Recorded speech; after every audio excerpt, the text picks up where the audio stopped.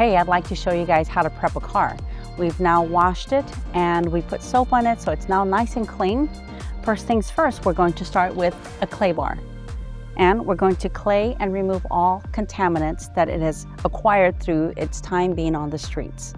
Our next thing is what we're going to do is we're going to clean this off and get ready to use our compound and our polish.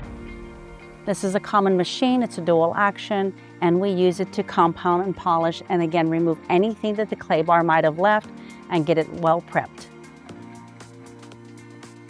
Next thing we're going to use is our gel during installation. It's Onyx PPF gel. This product here is going to make it a little bit tacky so that our product is laid and it stays perfectly with no lifting.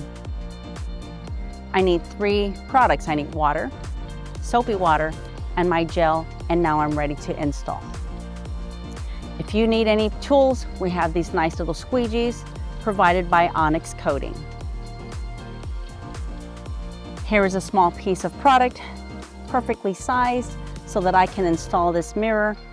Come out and sign up for our classes, Pure Luxury Training Academy or Onyx Coating. I would love to see you sign up and get to meet you guys.